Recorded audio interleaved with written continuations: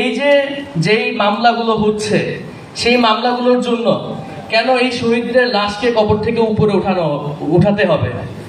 আমরা আগেও বিভিন্ন হত্যা মামলার বিচার দেখেছি, যেখানে শহীদ যারা মৃত আছে তাদের লাশকে কবর থেকে উত্তোলন না করেই তাদের বিচার কার্যক্রম সম্পন্ন করা হয়েছে। সেক্ষেত্রে কেন এই শহীদ পরিবারদের এরকম অপমানিত করা হবে? তাদেরকে বলা হবে যে আমরা আগে আপনাদের সন্তানের লাশ উত্তোলন করব, তারপর তা কাটাচিটা করব, তারপর আমরা এই মামলার অগ্রগতি জানাবো আপনাদেরকে। আমি আজকে যখন সকালে এসেছি, এক শহীদের পরিবার আমার কাছে এসেছে এই অভিযোগ নিয়ে, তাদেরকে এই কথাও শুনতে হয়েছে এবং তাদের কাছে ভিডিও প্রমাণ সহ সবকিছু আছে কিভাবে তাদের সন্তান শহীদ হয়েছে। এত কিছু থাকার পরও তাদেরকে এরকম অপমানিত হতে হচ্ছে। শুধু এটিই নয়,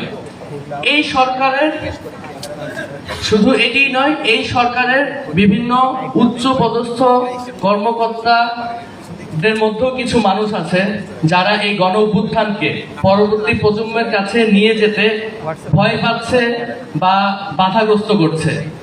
আমি তাদের উদ্দেশ্যে বলতে চাই, আপনারা মনে রাখবেন, এই শহীদদের, এই বীরদের, এই আহতদের রক্তের বিনিময়ে আজকে আপনারা সেই চেয়ারে বসেছেন। আর তাদের আত্মত্যাগের গল্পই আপনারা যদি পরবর্তী প্রজন্মের কাছে সাহস নিয়ে পৌঁছাতে না পারেন, পরবর্তী প্রজন্মেতে যারা নিপীড়িত হবে তাদের জন্য কেউ এসে দাঁড়াবে না।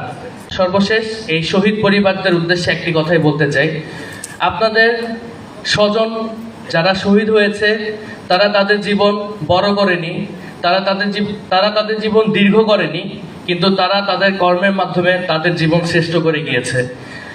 সকলেই, পুরো বাংলাদেশ আপনাদের এই শহীদ পরিবারদের পাশে আছে, আহতদের পাশে আছে। যে কোনো রকম সহযোগিতা, যে কোনো রকম প্রয়োজনে আমাদের ফাউন্ডেশনের যে কোনো সময় যোগাযোগ করতে পারবেন।